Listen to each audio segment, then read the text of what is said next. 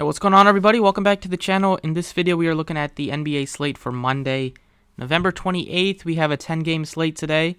Let's get started. As always, if you enjoy the videos, please hit the like button. Subscribe if you have not already. You can check out Twitter for updates later in the day once we get all the injury news, and the website dsprocess.net. Good weekend for NBA. Cashed on DraftKings yesterday on both sides. Posted the core on Twitter, and Saturday we hit on DK and Fanduel. So, looking at today's slate, point guard picks, have SGA. He's up to 10.5. Still a very good price tag for a guy that's been awesome all year. Last game only played 28 minutes, which is, definitely an anomaly. Usually he's playing high 30s. He can get into the 40s as well. Most of those were overtime games, but it was just a spot where it was a back-to-back coming off of a heavy game where he played 40 minutes, and it was a bit of a blowout, so they were a bit cautious with his minutes, which cost him with the fantasy points. But ultimately, he's going up against the Pelicans, who are going to be shorthanded tonight. McCollum is out, and Ingram is doubtful, so it should be a close game where I think SGA can definitely fill it up. So he's my favorite guy to pay up for at the point guard position. Not too much interest in the 9K guys. Halliburton's up to 94. It'll be tough to get to him. There's some better point per dollar plays once you go down into the 7K range. 81 for KPJ looks fine for tournaments. 75 for Clarkson's not something I'm looking at. If Siakam is back today, which it looks like he might be, he practiced over the weekend, so that would hurt Van Fleet a little bit and just hurt some of the rest of the Toronto guys. I know they still have some questionable tags on Scotty Barnes right now as well. But right now I'm going right back to Shake Milton. He's been awesome since they've been shorthanded with Maxey out, and he continues to just crush. Embiid's missed a bunch of games as well recently. Harden's been out for a while, so it's just been a spot where Milton has just been able to kind of continue to do what he's been doing, put up good scoring numbers, shoot really well. Continues to shoot over 50% from the floor in 6 straight games, taking 10 plus shots. Usually 13 plus shots for him. Good free throw shooter, racks up the assists, gets you rebounds, scores at a high level, gets to the free throw line. A lot to like with him. Continues to be very nicely priced at $6,500. Other options, Marcus Smart at 58. Looks fine. We'll see on the Jason Tatum news if it was just one game that he's going to sit on a back-to-back set, or if he's out again today, then Smart, Brogdon, Jaylen Brown, they're guys you're going to want to try to get to. At the shooting guard position or point guard wise, you can also go to Dennis Schroeder, who's been starting in place of Beverly with the suspension that he's gotten. And you probably will continue to start at maybe just going forward with the way that he's played recently. The last game played well against the Spurs. They put up 143 points. The Spurs play no defense, and now he's going up against the Pacers, who also don't play much defense. So I think Schroeder can continue playing well. We'll see if Davis is back today as well. Other option at the shooting guard position, like I said, 9K range, not really something I'm looking at too much. Maybe Donovan Mitchell. 8K for Melton is fine, but much rather get to Milton for $1,500 less. And then you got guys I'm not too interested in. We'll see how shorthanded the Magic are today. That could impact things like Wagner a little bit, but if Banchero's there, then maybe you don't want to try to get to Wagner. 5K range, Colin Sexton.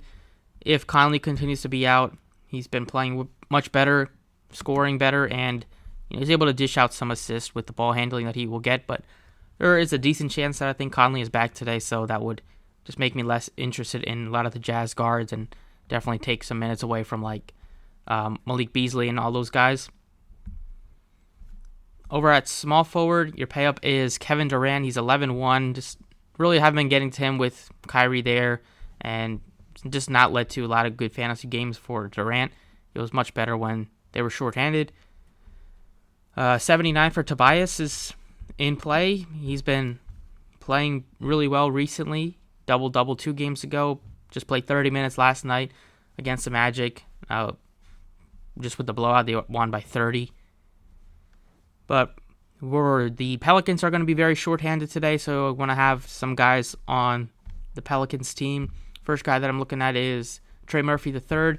Should be getting probably into the 30s in minutes today. He's had some good games when he's gotten minutes. He can shoot a bit, get you some rebounds, and very good free throw shooter as well. So in one of the best matchups you could ask for against the Thunder, he's the first Pelican looking at.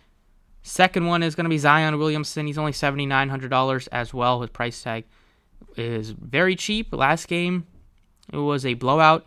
They got crushed by the Grizzlies, so only played 30 minutes, and it was not really, much of a game for most of the second half. So, but if you look, usually you'll play like in close games, 34, 35 minutes. Today, without McCollum and most likely without Ingram, who's doubtful, Zion should get a ton of usage.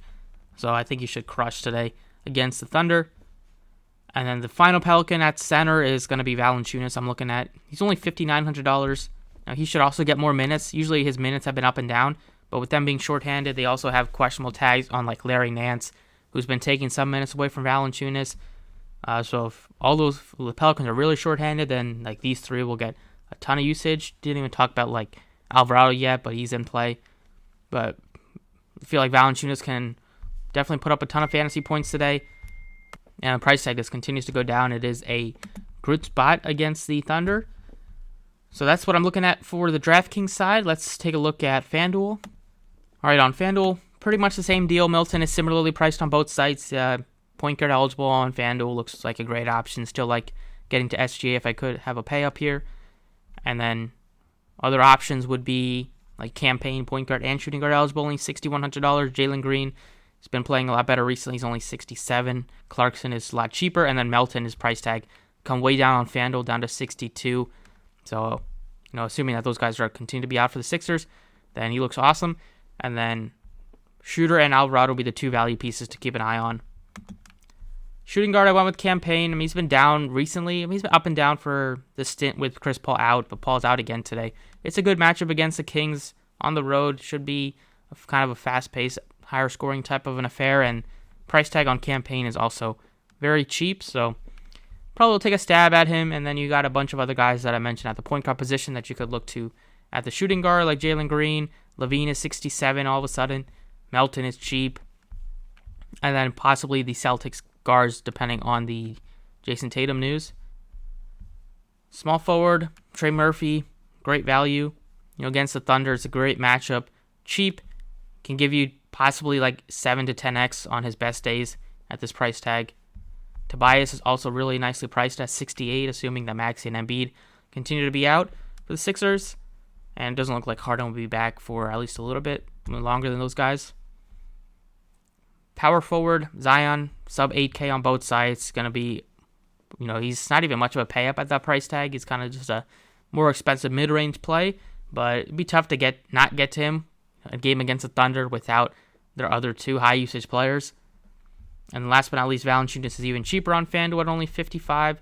Feel like he could easily give you 40 fantasy points, give you some block shots in there as well, if not more than that. We've seen the ceiling that he gives you. The floor has been ugly, but if they're very shorthanded, then his minutes will be secure, and I'll feel a lot better than if they were fully healthy. So that's what I'm looking at today. That's what I got for DK and FanDuel for the first look on this Monday slate.